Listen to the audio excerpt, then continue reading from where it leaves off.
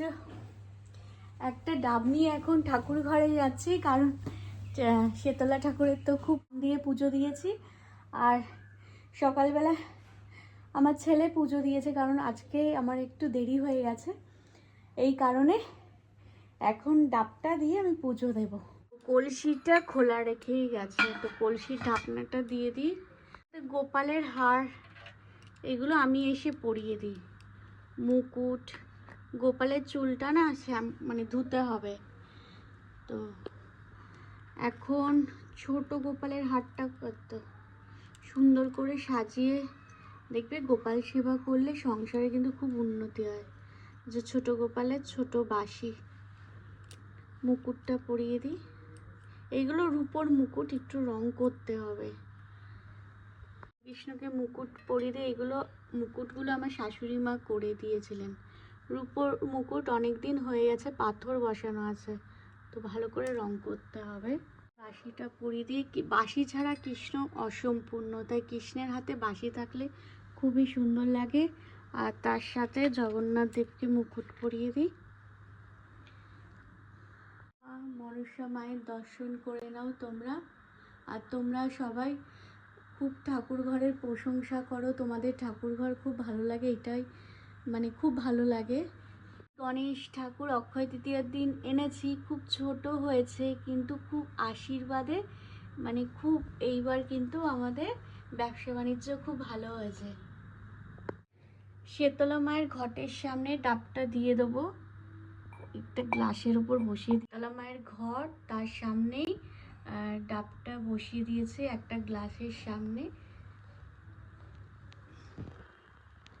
কারণ শীতলা মায়ের খুব প্রিয় ডাব। আর এই কারণে ডাব আনলেই আগে শীতলা মনসা মাকে পুজো দিয়ে তারপরে কিন্তু আমরা সেই ডাব প্রসাদ হিসাবে নিই।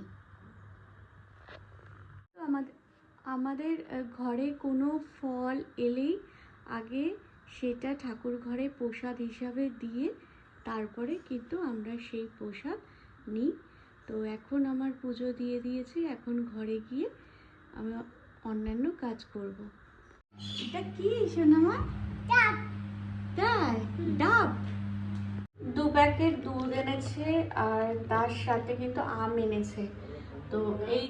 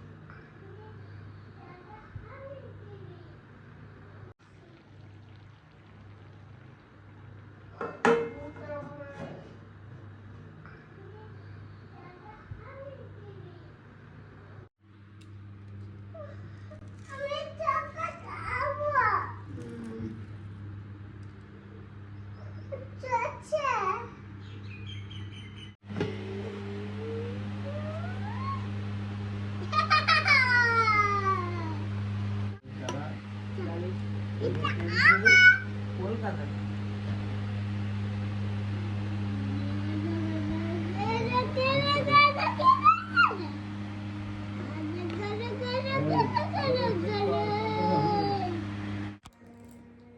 আজকে না বিরিয়ানিটা এত ভালো হয়েছিল, মানে আমি ভাবতেও পারিনি।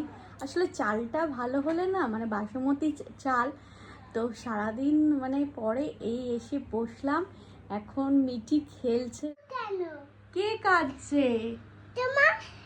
তাই আমি কাঁদছি না, তো আমি হাসছি।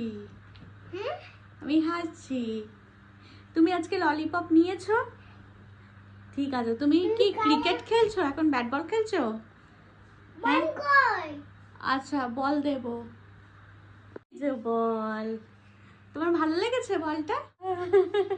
ঠিক আছে, তুমি ব্যাট বল খেলো। সকালে ওঠার পর থেকে দৌড়ে দৌড়ে কাজ করছি, আর মানে তোমাদের সাথে যে একটু গল্প করব আর একটু ঘরের কাজ করব সেটা আর হয়ে ওঠে না। মানে একা হাতে সব কিছু সামলাতে হয়, তো সেই কারণে মানে গল্প করতে পারি না। আমার কাছে অনেক অনেক গল্প আছে, আর খুব কদিন ধরে একটু চিন্তার মধ্যেই ছিলাম। চিন্তার মধ্যে কেন ছিলাম, কারণ মিঠি স্কুলে ভর্তি হয়েছে, তো ও কিছু পড়ালেখা করছে না, আমার কাছে তো কিছুই পড়ালেখা করছে না। ভাবছি যে কোনো টিচার রাখবো, আবার ভাবছি যে টিচার রাখতে গেলে দুজনের পড়াশোনা খরচা সামলাতে গেলে একটু মুশকিলে পড়বো। সেই কারণে একটু চিন্তার মধ্যে আছি যে, আর বাচ্চারা না মায়ের কাছে একটুও পড়ালেখা করতে চায় না, যে বাচ্চারা করে তারা খুবই ভালো। তো সারাদিন পরে এই এসে বসলাম, বসে তবুও পেছনে অনেক কাজ এখনো পড়ে আছে। ঘরগুলো আমার মুছতে হবে, তারপরে বাসনগুলো মাজতে হবে। মানে বিকেল 4টের আগে মানে আমাকে অনবরত মানে ঘরের কাজগুলো করতে লাগে। তো তোমরা অনেক সুন্দর কমেন্ট দিয়েছো, তোমাদের অসংখ্য ধন্যবাদ। আর এখন যা গরম পড়েছে, গরমের মধ্যে তো মানে খুবই কষ্ট হয় রান্নাঘরের কাজ করতে। তো বাইরে যারা কাজ করে তাদেরও খুব কষ্ট। তো কি করব, প্রচণ্ড গরম দিচ্ছে, দেখো বুঝতেই পারছো। আর তোমরা সবাই কেমন আছো জানিও, তোমরা সবাই ভালো থেকো। আর নতুন বন্ধু হলে আমার চ্যানেলটাকে সাবস্ক্রাইব করে পাশে থেকো।